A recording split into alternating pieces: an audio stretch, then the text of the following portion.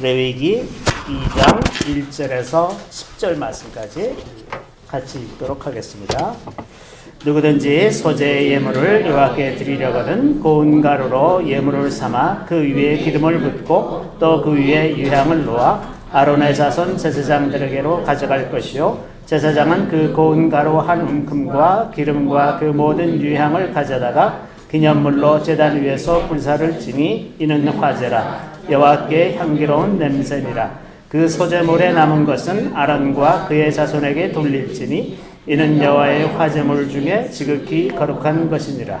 내가 화덕에 구운 것으로 소제의 예물을 드리려거든 고운 가루에 기름을 섞어 만든 무교병이나 기름을 바른 무교전병을 드릴 것이요 철판에 붙인 것으로 소제의 예물을 드리려거든 고운 가루에 소금을 넣지 않고 기름을 섞어 조각으로 나누고 그 위에 기름을 부을지니 이는 소제라.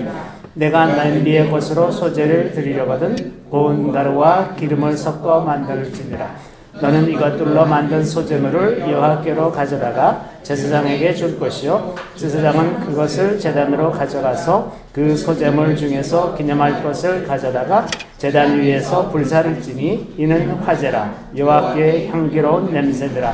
소제물의 남은 것은 아론과 그의 아들들에게 돌릴지니 이는 여호와의 화제들 중에 지극히 거룩한 것이니라. 아멘. 저는 오늘 이 말씀을 가지고 열매로 드리는 제사라는 제목으로 잠시 말씀을 나누고자 합니다. 소제는 이제 히브리어로는 민하라고 그러는데 기본적으로 소제는 곡물로 드리는 제사입니다. 지난번에 이제 번제를 말씀드릴 때 기본적으로 이제 그 소나 양 혹은 염소를 태워서 드리는 제사에 말씀드렸고 이것은 이제 곡물로 드리는 제사죠. 그래서 아마 주로 밀가루를 사용했던 것 같고 그 소제라는 말은 우리말로 소제라는 말은 한자로 이제 이겁니다. 여기 소라는 것이 희다라는 뜻이죠. 그래서 소복을 입다 그럴 때 이 단어를 쓰는 거예요. 그러니까 소자는 희다라는 말입니다. 그러니까 흰 제사. 이게 붉은 피로 드리는 제사가 아니라 흰 제사라는 거죠. 그래서 소제라고 이렇게 말을 합니다. 이 소제는 이제 보통 번제를 드릴 때 거기에 여기 이제 지금 오늘 읽은 말씀에는 밀가루 자체를 뿌리고 그 위에 기름을 붓고 또 유향을 뿌리고 그렇게 이제 가루 상태로 할 수도 있고 그것을 가지고 이제 반죽을 만들어서 거기에다가 나중에 유향을 붓고 이제 뭐 번철에 굽든가 혹은 화덕에 굽든가 혹은 프라이팬 같은 데다가 만들든가 그런 여러 가지 방법으로 만들어서 태워서 드릴 수가 있어요. 그런데 이제 실제로 이 소제를 어떻게 드렸을까 하는 건 좀 생각을 해보면 이게 이제 곡물이니까 광야 생활을 할 동안에는 아마 소제를 못 드렸을 거예요. 그러니까 레위기에 지금 이렇게 기록은 돼 있지만 실제로 이것이 집행된 것은 가나안 땅에 들어가고 나서야 아마 집행이 됐을 거예요. 민수기를 보면 민수기 28장에 그 모든 제사는 정해진 때에 드려라 하면서 이제 매일 드리는 상번제와 안식일에 드리는 제사 혹은 유월절 월삭 이런 때 드리는 제사에 대해서 자세히 쭉 나와 있는데 그게 28장 민수기 28장이에요. 왜 28장이냐 하면 27장에는 그 가나안 땅에 들어가기 직전에 이스라엘 백성들의 숫자를 다시 센 두 번째로 계수한 장면이 나옵니다. 그러니까 실제로 제사를 어떻게 드려라 하는 이야기를 가나안 땅에 들어가기 직전에 말씀하셨던 거예요. 그러니까 이 레위기에 기록되어 있는 소제는 이런 제사를 앞으로 드려라 하는 정도의 개념이지 광야 생활하면서는 아마 소제를 한 번도 안 드렸을 거예요. 그러고서 이제 민수기 마지막 부분에 이렇게 드려라 하고 그 다음에 이제 가나안 땅에 들어가서 추수하고 이런 다음에 이제 드렸겠죠. 자, 그게 이제 민수기 28장을 보면은 이제 번제를 드릴 때 예를 들어서 우선 상번제를 얘기하면 상번제는 매일매일 드리는 제사입니다. 그래서 아침과 저녁에 제사를 드리는데 이 상번제를 드릴 때 1년 된 어린 양 순양을 가지고 제사를 드리는데 그 1년 된 어린 양 한 마리에 고운 가루 에바 10분의 1 그러니까 곡식 에바 10분의 1인데 한 에바가 약 22리터 정도 됩니다. 그러니까 한 말보다 조금 크죠. 그러니까는 10분의 1 에바니까 한 2리터 되는 정도의 양이에요. 한 2리터 정도 되는 양에다가 또 이제 거기다가 기름은 이제 주로 올리브 기름인데 그 기름을 4분의 1 흰 정도. 근데 4분의 1 흰이 한 흰이 7.6m 정도 돼요. 그러니까 4분의 1 흰은 거의 한 2리터 정도 되는 거죠. 그러니까 기름 2리터 정도에다가 곡식 한 2.2리터 정도 이제 이걸로 이제 반죽하고 비비고 그 위에다가 유향을 이제 뿌려가지고 그것을 태워서 드리도록 그렇게 되었습니다. 이제 상번제 때는 그렇게 이제 어린 양을 쓰지만 또 그 가령 그 월삭 때는 어린 숫송아지를 사용하게 되어 있거든요. 그 숫송아지는 이제 크니까 거기에 따라서 그 양도 많아집니다. 그래서 그럴 때는 10분의 3 에바 그러니까 한 6m 정도 되는 분량이죠. 그 정도 되는 것을 이제 소재로 드리도록 이렇게 되어 있습니다. 그러니까 그 번제물에 따라서 그 크기에 따라서 이제 이 곡식의 양을 조절했던 것을 볼 수가 있습니다. 근데 이제 그 한 가지 여기서 재밌는 건 뭐냐면 그 상번제라는 말이 그 히브리어로 올라타미드라는 말인데 여기 타미드라는 말이 쉬지 않고 계속해서라는 뜻이에요. 그러면 제사를 실제로 하나님께서 명령하신 것은 하루에 2번이에요. 근데 사용한 단어는 계속해서 연속적으로 드려라 하는 뜻이에요. 우리가 이제 그 사도 바울이 데살로니가전서 5장 17절에서 쉬지 말고 기도하라라는 말이 있잖아요. 그 쉬지 말고 기도하라라 그러는 것이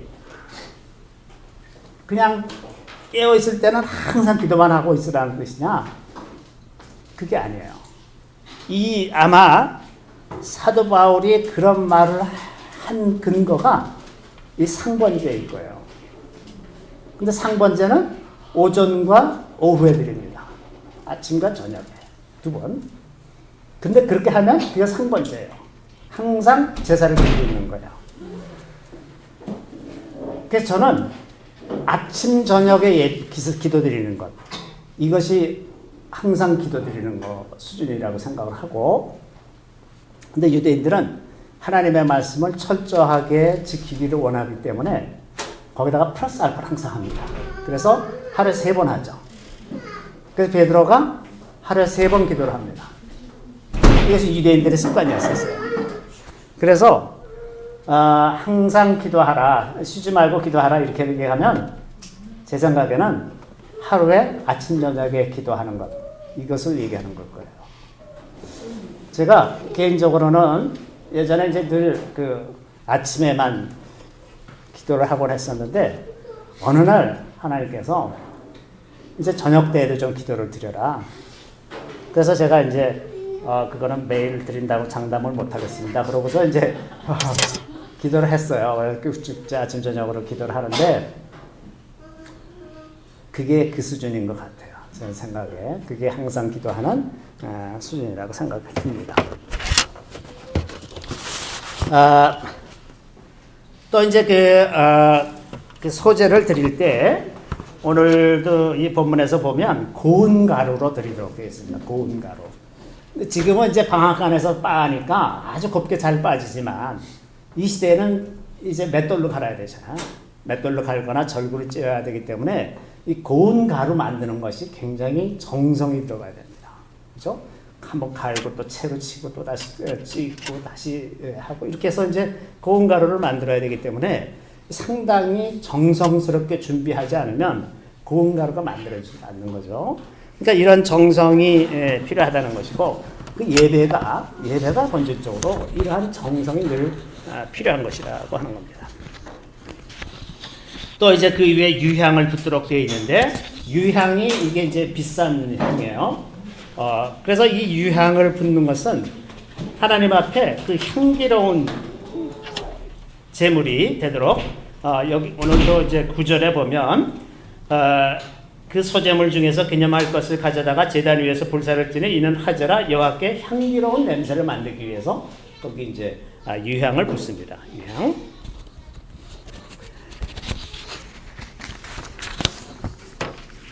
자, 그 다음에 이제 그 소제물에는 그 11, 밑에 그 11절에 보면 누룩을 넣지 않도록 되어 있고 그 다음에 꿀을 넣지 못하도록 되어 있습니다. 누룩이나 꿀을 넣지 못하도록 되어 있어요. 그죠? 근데 이제 누룩이나 꿀은 사람이 먹기 좋은 거예요. 누룩이나 꿀을 먹으면 사람이 먹기 좋은 빵이 되는 거잖아요. 근데 하나님께 바칠 때에는 사람을 기준으로 하는 것이 아니라 하나님께서 원하시는 것을 기준으로 바치는 거죠. 그 사람이 생각해서 내가 이렇게 하면 하나님께서 좋아하실 거다 라고 생각하는 기준이 아니라 정말 하나님께서 원하시는 것이 무엇인가 라는 기준으로 늘 생각해야 되는 거죠. 이것이 우리가 자칫하면 잊기 쉬운 그런 요소들입니다. 우리가 하나님 앞에 무엇을 드린다거나 뭐 헌신한다거나 어떤 이 사역을 한다고 할 때 우리가 스스로 생각하기에 이렇게 하면 하나님이 좋아하실 거다라고 생각하는 것이 그렇지 않은 경우들이 상당히 많이 있습니다. 그래서 이 하나님 기준으로 생각해야 되는 것, 이것이 우리가 좀 같이 생각해 봐야 되는 요소들이죠. 그 다음에 이제 소제물을 가져오면 그 모든 것을 다 드리는 것이 아니라 그 중에서 일부를 이제 이 소제물로 삼고 나머지는 그 제사장에게 주는데 이것이 아주 지극히 거룩한 것이라고 이렇게 되어 있습니다. 그 레위기 6장에 이제 이 소제에 대해서 조금 더 규칙이 나오는데 가령 레위기 6장 18절에 보면 이 남은 것에 대해서 우리 같이 한번 읽어볼까요? 레위기 6장 18절 아론 자손의 남자는 모두 이를 먹을지니 이는 여호와의 화제물 중에서 대대로 그들이 영원한 소득이 되리라. 이를 만지는 자마다 거룩하리라. 이 먹고 마시는 이 소제물을 먹는 것이 굉장히 거룩한 것을 먹는 겁니다. 그래서 그 제사장들이 이것을 먹음으로써 굉장히 거룩해지는 거예요. 그래서 지극히 거룩한 것들이어서 이것은 오직 제사장들만 먹을 수 있는 것이라는 것. 자, 이것이 이제 이 소제에 관한 기본적인 규칙들입니다. 그런데 이제 문제는 그 동물 가축으로 드리는 제사는 이제 피를 흘려서 우리의 속죄를 대신하고 그래서 우리를 헌신해서 다 태워드리고 이러는 의미가 굉장히 명확해서 이 동물 제사에 관한 것들은 비교적 학자들 간에도 이견이 없습니다. 근데 이 소제는 왜 드릴까? 이거에 대해서 그 명확하지 않은 경우가 참 많습니다. 되게 잘 해석을 잘 못해요. 이게 왜 소제를 왜 드립니까? 근본적으로 왜 드립니까? 이게. 근데 제 생각에는 오늘날 이것을 잘 해석하지 못하는 이유가 서구 신학이 너무 구원의 문제만 초점을 맞추고 있어서 그렇다고 생각이 듭니다.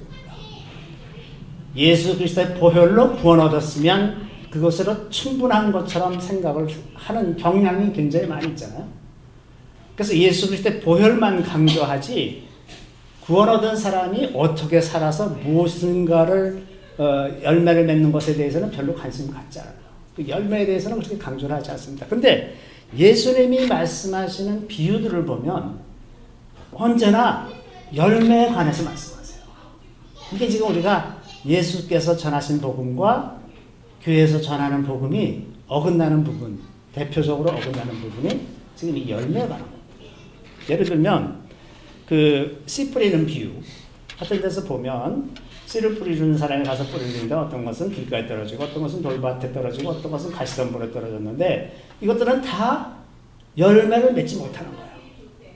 그래서 그 가령 예를 들어서 가시덤불에 떨어졌으면 싹이 나서 자라다가 가시덤불에 막혀서 막 고생을 많이 해요.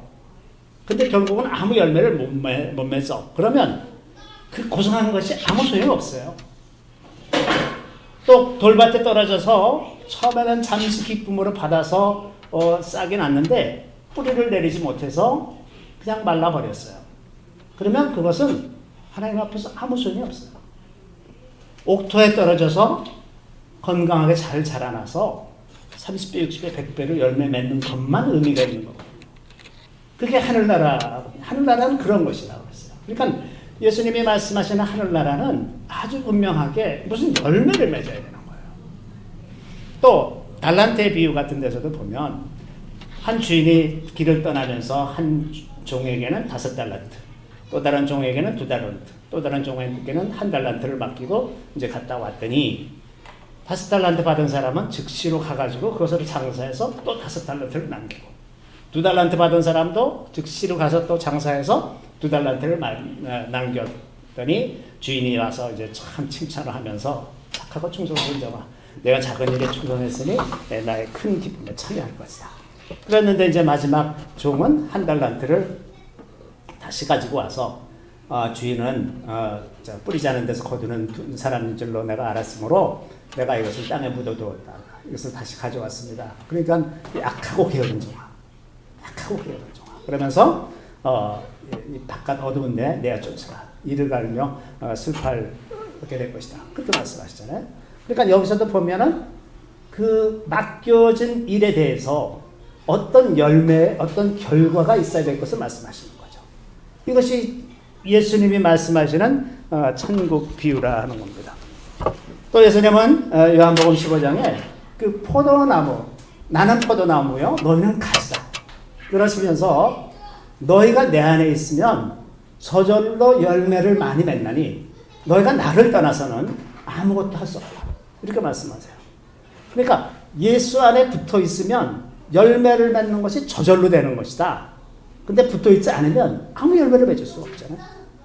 자, 이런 것을 보면 아주 분명하게 예수님이 말씀하시는 복음은 언제나 열매 맺는 것과 관련이 있다고 합니다. 그죠? 열매를 맺지 못하는 사람은 천국에 합당치 않은 사람들이라고 하는 겁니다. 자, 이렇게 보면은 이 소재를 드리는 것은 그냥 저절로 곡물이 저절로 자라나지 않아요. 사람이 노력하고 가꾸고 잡초를 뽑아주고 이렇게 해서 잘 해야 이제 곡물이 제대로 자라나고, 그것을 알맞게 수확해서 고운 가루로 만들고 그런 결과물을 가지고 이제 제사를 드리는 겁니다. 게다가 그 레위기에 보면 가나안 땅에 들어가서 첫 3년은 그 땅을 거룩하지 않은 땅으로 여겨서 거기서 난 것을 먹지 말라. 그 땅이 거룩해진 다음에 나오는 수확물을 먹도록 되어 있어요. 그러니까 이 소재를 드리기 위한 조건이 그 땅도 다 거룩하게 만들고 거기서 정성껏 기르고 해서 정성껏 수확해서 정성껏 고운 가루로 만들어서 그 제사장한테 갖다 드리는 거죠. 그래서 이제 그걸로 제사를 드리는 것이라고 하는 겁니다. 그래서 구원이라고 하는 것이 단지 예수 그리스도의 피만 필요한 것이 아니라 그리스도의 피로 구원받아서 성령을 받은 사람들이 어떻게 살면서 열매를 맺을 거냐, 이 문제가 중요한 문제라는 거죠. 이 문제에 대해서 우리가 좀 생각해 볼 필요가 있다고 하는 겁니다. 그렇다면 도대체 열매가 뭐냐? 가령 우리가 이제 교회에서 많이 듣는 얘기 중에 하나는 전도의 열매, 기도의 열매, 이런 거, 그다음에 혹은 성령의 열매, 혹은 봉사의 열매, 이런 얘기를 많이 들어왔어요. 근데 과연 이런 것들이 열매인가? 성경이 말하는 열매는 과연 무엇인가? 이것을 한번 좀 생각해 볼 필요가 있습니다. 자, 먼저 그 포도나무 비유에 의하면 하나님께서 영광을 받으시는 열매는 예수 안에 붙어 있을 때에만 맺어지는 것이다. 그래서 사람이 많은 열매를 맺으면 이것으로 말미암아 하나님께서 영광을 받으신다고 했어요. 그러니까 우리가 예수 그리스도를 떠나서는 근본적으로 열매를 맺을 수도 없거니와 그 어떤 가짜와 같은 열매가 맺어진다고 하더라도 하나님은 그것으로 영광을 받으시는 분이 아니시다는 겁니다. 우리가 예수께 붙어 있어서만, 그래서 맺어진 열매만 하나님께 영광을 돌리는 그런 열매가 된다고 하는 거죠. 우리가 가지가 나무에 붙어 있다고 하는 것은 나무로부터 생명을 받기 때문에 열매를 맺는 거예요. 그죠? 그러니까 우리가 그 나무에 붙어 있다는 것은 그리스도의 생명으로 산다는 거죠. 근데 그리스도의 생명으로 산다는 것을 우리가 어떻게 아는가? 우리 안에 예수의 생명이 있다는 것을 우리가 무엇으로 아는가?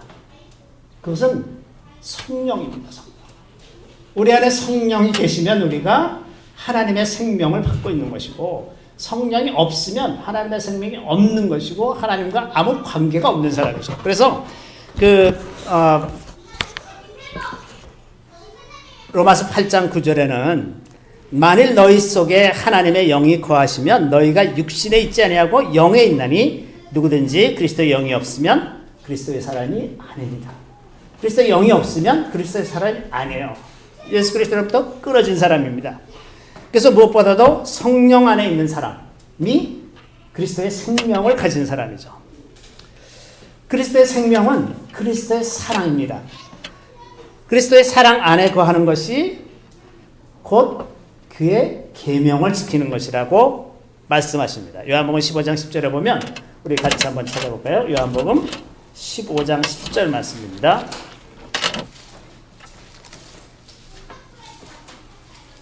요한복음 15장 10절 말씀 우리 같이 읽겠습니다. 내가 아버지의 계명을 지켜 그의 사랑 안에 거하는 것 같이 너희도 내 계명을 지키면 내 사랑 안에 거하리라. 예수 그리스도의 사랑 안에 거하는 것, 예수 그리스도의 생명 안에 거하는 것은 주님의 계명을 지키는 거예요. 주님의 계명을 지키는 것의 대표가 서로 사랑하라. 지금 말씀하신 것처럼 서로 사랑하라.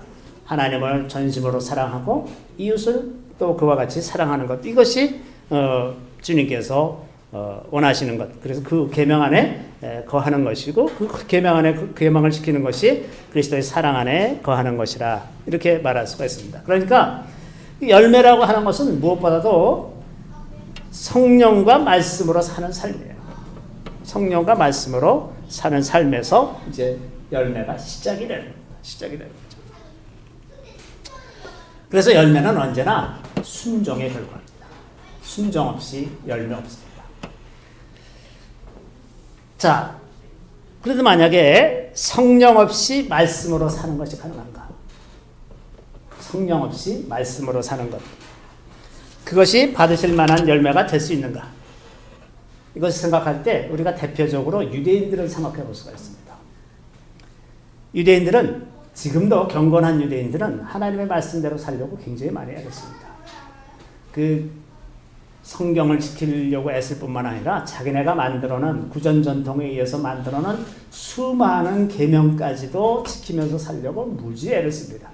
이 예루살렘 거리를 걷다 보면 심지어는 가끔씩 이렇게 조그만 기도책이나 무슨 성경책을 들고 가면서 읽는 사람도 있어요. 왜냐하면 성경에 가면서 길을 가면서도 읽을 수 있도록 해라. 그런 말씀이 있어요. 그래서 그걸 지키느라고 이렇게 하고 다닙니다. 얼마나 열심으로 그걸 지키는지 몰라요.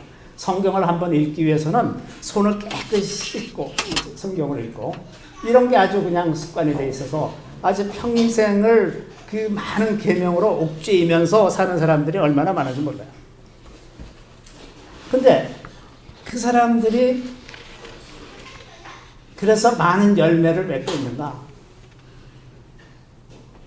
왜 열매를 그럼 못 맺고 있는가? 거기에 성령이 없어서 성령이 없기 때문에 그들이 열매를 맺지 못하는 삶을 살고 있는 거죠. 사도 바울도 예수를 만나고 성령을 받기 전에는 자기의 힘으로 엄청나게 그 계명을 다 지키면서 살려고 애쓰던 사람이에요. 자기가 심지어는 계명으로는 자기가 흠이 없는 사람이다. 그렇게 말할 정도예요. 얼마나 철저하게 지켰는지. 그랬는데 예수를 믿고 나니까 자기가 그동안 했던 것들이 다 똥이다. 배설물이다. 아무것도 아니더라. 그러니까 이 성령이 없이는 말씀을 지키면서 산다는 것이 불가능하다 하는 겁니다. 근데 문제는 오늘날의 많은 교회들이 성령 없이 말씀만 가르치고 있다. 왜냐하면 신학교들이 대부분 성령 없이 말씀을 연구하고 가르치는 것을 기본으로 하고 있기 때문에 거기서 훈련받은 사람들이 달리 개인적으로 성령으로 사는 것을 체험하고 훈련받지 않았다면 똑같이 신학교에서 한 것을 그대로 다시 복사해서 교회에서 성령 없이 말씀을 가르치고 배우고 연구하는 그런 방법이 계속해서 전달이 되기 때문에 많은 교회들이 성령 없이 말씀을 가르치고 있는 것이 오늘날의 현실입니다. 반대로 말씀 없는 성령도 굉장히 위험합니다. 기록된 하나님의 말씀은 모두 다 성령의 감동으로 된 것입니다. 그래서 성령을 의지해서 말씀을 이해할 때 그 말씀은 성령께서 하시는 말씀과 동일한 겁니다. 그러니까 성령께서 하시는 일은 기록된 이 말씀의 범위를 벗어나질 않아요. 제대로 이해한 말씀의 범위를 벗어나질 않습니다. 하나님께서 자기 스스로를 부인하시지 않는 것처럼 성령께서도 자기가 하신 일에 대해서 자기가 자기 거를 부인하지 않습니다. 다시 말해서 이 말씀의 틀 안에서 성령께서 일하신다고 하는 겁니다. 그러니까 그 성령께서 하시는 일을 우리가 바르게 이해하고 분별할 수 있으려면 반드시 말씀의 기초를 두고 있어야만 한다고 하는 거죠. 그러니까 우리가 말씀을 성령을 의지해서 더 잘 알아갈수록 성령께서 하시는 일에 대해서 잘 알아갈 수 있는 것이 당연합니다. 자, 그렇다고 해서 그 성령을 따라 산다고 하는 것이 언제나 성령의 음성을 들으면서 산다는 의미는 아닙니다. 이 점에서 우리가 좀 조심할 필요가 있습니다. 그렇게 살 수도 있겠지만 반드시 그렇게 살아야 되는 것은 아닙니다. 우리의 마음에 하나님을 향한 사랑이 가득하고 우리 마음에 자기 의를 내세우려는 마음이 없고 하나님의 영광을 가로채려는 마음도 없고 그냥 하나님을 사랑하는 마음으로 가득하다면 굳이 성령께서 일일이 말씀하시지 않으셔도 우리가 자의적으로 행할 수가 있습니다. 가령 우리가 하루 3끼를 식사하는데 성령께 여쭤봐서 지금 먹을까요 말까요? 먹어도 될까요 말까요? 이렇게 말하는 사람은 아마 없을 거예요. 아무리 성령 충만해도. 왜냐하면 이것은 성숙해 가면서 저절로 하게 되는 것들입니다. 그리고 그것은 하나도 하나님의 뜻에 어긋나는 것이 아니에요. 마찬가지로 우리가 그냥 하나님 안에 사랑 안에 거하면서 살다 보면 우리가 굳이 성령께 여쭙지 않아도 그냥 행하는 것이 하나님의 말씀에 합당하고 주님께서 원하시는 일을 행할 수가 얼마든지 있다고 합니다. 그렇기 때문에 하나하나 일일이 다 성령의 음성을 들으려고 할 필요는 없다고 하는 겁니다.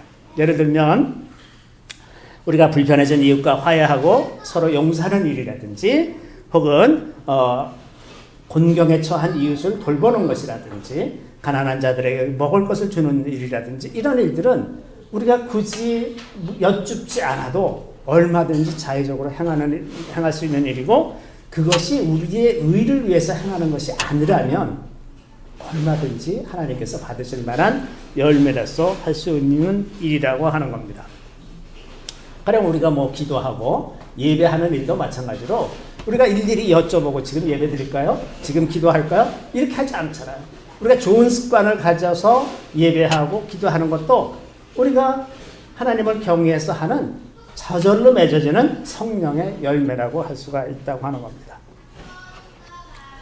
자, 마태복음 25장에는 예수께서 마지막에 양과 염소를 구분하실 때의 장면이 기록되어 있습니다. 이때 예수님이 의인들에게 이렇게 말씀하시죠. 너희들은 내가 줄일 때에 먹을 것을 주었고 목마를 때에 마시게 하였고 나그네 되었을 때에 영접하였다. 그랬더니 이제 이 사람들이 예수님께 여쭙니다. 우리가 언제 그랬습니까? 기억도 없어요, 작년은. 그랬더니 예수님이 작은 자 중에 하나에게 한 것이 곧 내게 한 것이다. 이 사람들은 기억도 없는데 예수님은 그렇게 말씀해 주시는 거죠. 이 사람들이 그렇게 한 것은 그것이 의도적으로 성령께 여쭤봐서 저 사람 지금 가난한데 도와줄까요? 이런 게 아니라 그냥 자연스럽게 라이프 스타일로 그렇게 이웃을 돕고 이러면서 사는 사람들이었기 때문에 기억을 못하는 거예요. 그 자연스러운 흐름이었기 때문에 그렇게 우리가 기억하지는 못해도 분명히 우리 삶이 열매를 맺고 있다는 것을 우리가 아는 거죠. 그래서 우리가 이제 그 열매에 대해서 거꾸로 생각할 때 어떤 가시적이고 우리 눈에 드러나는 것 같은 열매를 추구하면 오히려 잘못될 가능성이 많이 있습니다.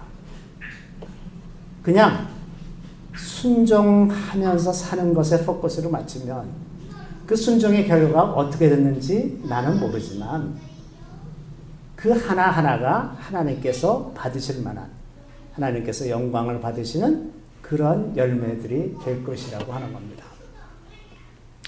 그래서 순종에 포커스를 합니다. 순종. 하나하나 순종하고 그 순종의 결과 어떻게 되었는지, 내가 어떤 사람들을 도와줬는데 그 다음에 그들이 어떻게 됐는지 그건 나는 모르지만 그때 그 순간에 하나님께서 나를 통해서 그들에게 필요한 도움을 허락하셨더라면 그것 자체로 내가 한 것이고 그 결과는 하나님께서 하실 일이고, 그래서 그때 순종으로 하되 언제나 우리가 자유함 속에서 하는 것이 중요합니다. 왜냐하면 우리 마음속에서 이것이 나의 의가 되고 싶고 내가 이것으로 영광을 받고 싶을 때 내가 갑자기 그 마음의 자유를 잃어버립니다. 정말 내가 기쁨으로 자유함으로 하는 일들은 마음에 아무런 거리낌이 없어요. 근데 뭔가를 의식하기 시작하면 이것저것 많이 궁리를 하게 되고 행동이 부자연스러워집니다. 그래서 우리가 일상 속에서 자유함 가운데 기쁨으로 할 수 있도록 그렇게 노력하는 것이 좋습니다. 그리고 그 상태가 가장 자연스럽게 열매를 맺는 그런 삶의 상태라고 생각이 듭니다. 물론 우리 인생 가운데는 특별한 부르심으로 우리를 부르시는 경우도 있습니다. 마치 선지자들에게 특별한 예언적인 행동을 요구하거나 혹은 특별한 말씀들을 전하게 한다거나 이런 경우들도 물론 있죠.